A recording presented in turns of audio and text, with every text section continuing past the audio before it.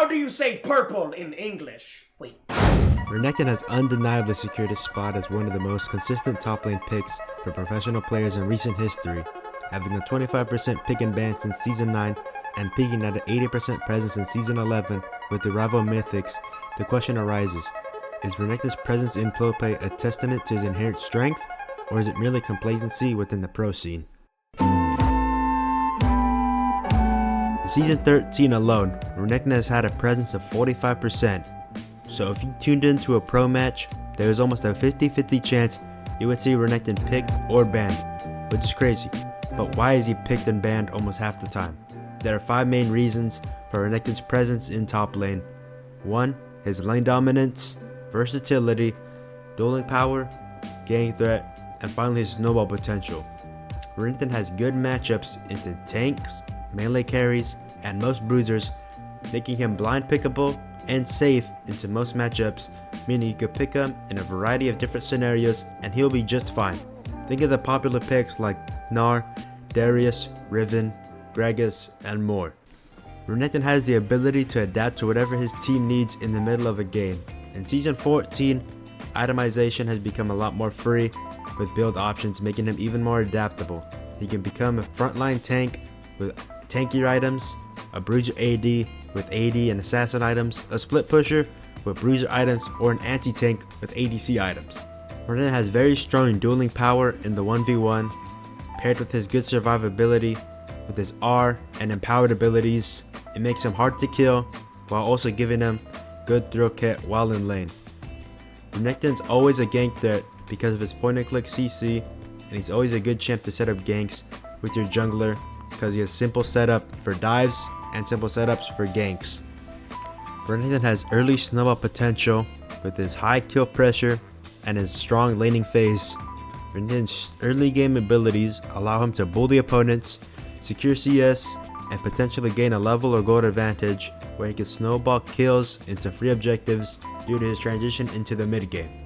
Overall, Renekton's a blend of lane dominance, versatility, dueling capabilities, gank power, and snowball potential, makes him a popular choice among pro players looking for top lane impact while being safe and blind pickable. The difference between a pro environment and a solo queue environment is Renekton needs communication to help him follow up in the mid game, which is his strongest suit. It's harder to communicate with your jungler on coordinate dives and ganks, and Renekton needs good decision making in split decision team fight stuns. You need to know where to split, you need to know which carries you need to peel for, engage, build tanky, or build AD, and you need to be confident in your decisions, which makes him a good fit in a pro setting. Renekton does have some drawbacks, such as his obvious problem of getting outscaled due to his linear scaling, his predictable trade patterns and laning phase make him easy to predict what is going to happen in lane, and his telegraphed engages make him easy to determine whether he's a threat or not.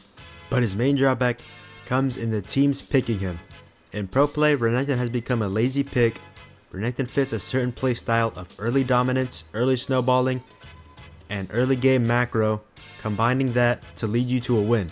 The problem is when teams pick Renekton when that doesn't fit their team's playstyle, but it becomes an easy and comfortable pick, and why he gets overpicked when certain champions fit the situation better.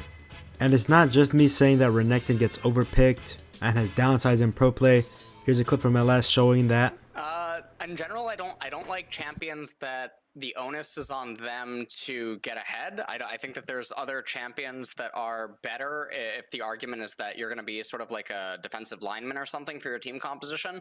Obviously, there are items that are propping him up a lot better, but I think generally, if you really look at the context surrounding a lot of his games, it's really bad. And the context he's talking about is either unfitting play styles where Renekton's strength don't work well and align with his team's strength, or where he gets picked as an early game lead getter in lanes, but he can't get the lead no matter what because it's a bad matchup.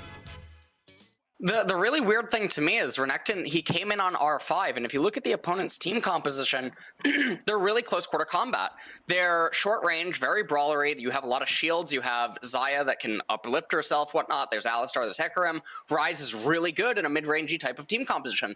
On the flip side, for Vitality, they already had defensive linemen inside of Rel and Udyr. They had Tristana and Victor, which is outranging everyone on the side of Schalke. So why did they go with Renekton, which rewards Schalke's team composition, but also loses to not only Rise, but also Karma and Lane? Doesn't make any sense to me. And this is where we start to see the kind of mix-up of Renekton, where sometimes, yes, he is picked because he's safe to blind, but in certain situations, he's picked last in a bad situation with not aligned goals with his team, and kind of makes him a lazy, kind of content pick. And this is where we could answer the question whether or not Renekton is a strong or just a lazy pick. And the answer is going to be around 60 to 40, 70 to 30%, where 60 to 70% of the time Renekton is picked because he actually is a strong champion and provides a lot of strengths. However, the other 40 to 30% of the time seems like a lazy pick. He is picked a lot because there's not an obvious choice on the board, and he's a safe pick. They've practiced with Renekton in scrims, and they know what to expect and what they're getting out of a Renekton pick. However, Renekton's stun, his build path, his lane pressure are still very valuable, and in most contexts very useful.